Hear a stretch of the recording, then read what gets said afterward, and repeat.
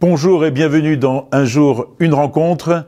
Cette petite émission qui vous permet bien de découvrir un petit peu le quotidien des personnes qui travaillent pour l'Église, pour le diocèse de Monaco.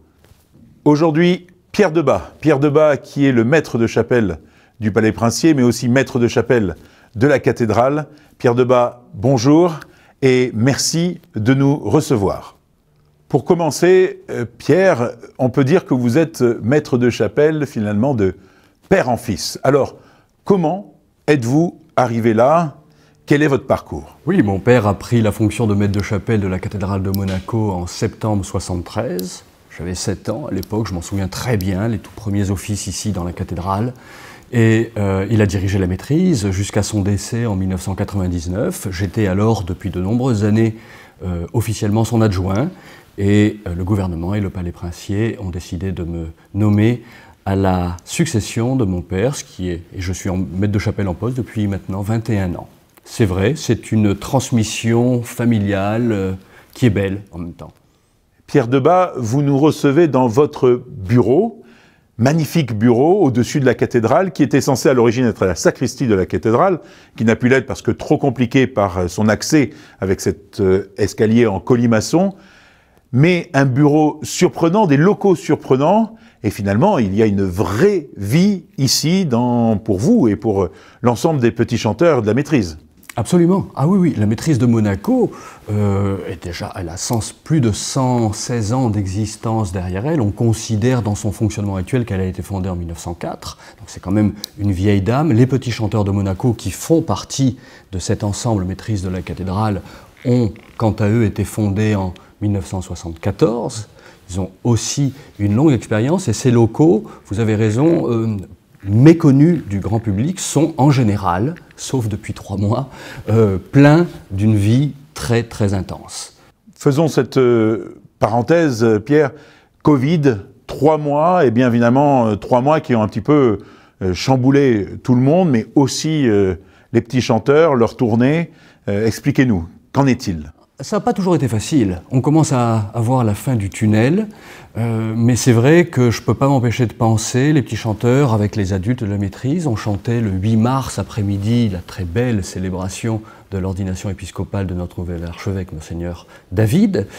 Et puis après, nous continuions notre travail. Il faut savoir que juste avant l'ordination de Monseigneur David, nous rentrions d'Autriche, de Salzbourg, où nous prenons chaque année nos quartiers d'hiver pour un stage intensif musical et sport d'hiver, très important pour les enfants. Je veux qu'ils soient en bonne condition physique. Et voilà, le 12 mars, c'était un jeudi à 19h30 dans notre salle de répétition.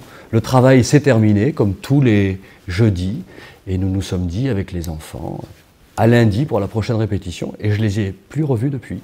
C'est long, je vous avoue, c'est 3 mois où ces locaux, leur salle de musique, leur salle de jeu, tout s'est figé, et je serais vraiment heureux de les voir revenir.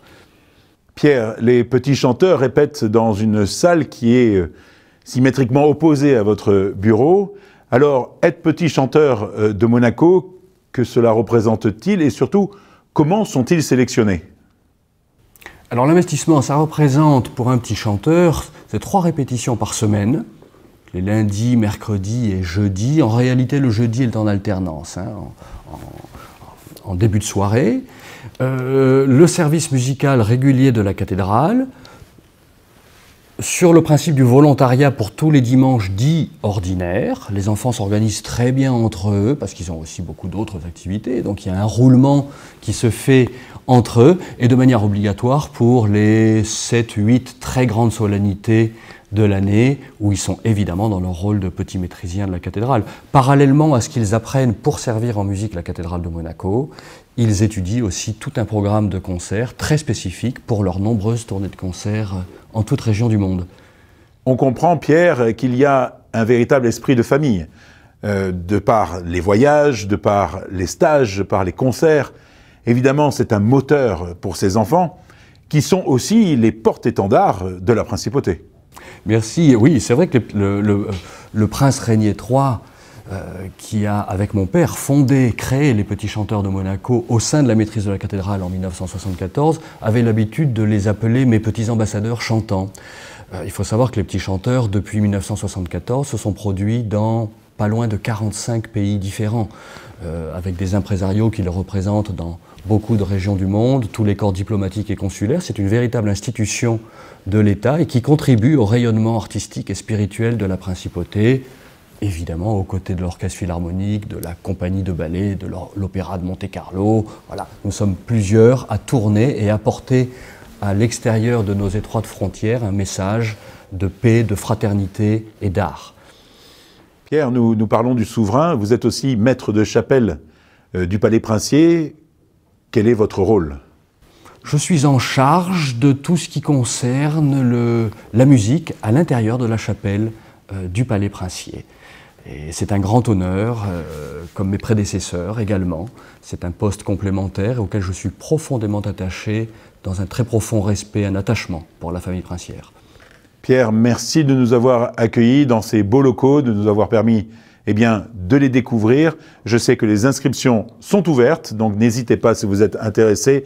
Les coordonnées s'affichent en bas de l'écran. Et d'ailleurs, pouvez-vous nous dire un petit mot sur ces inscriptions ?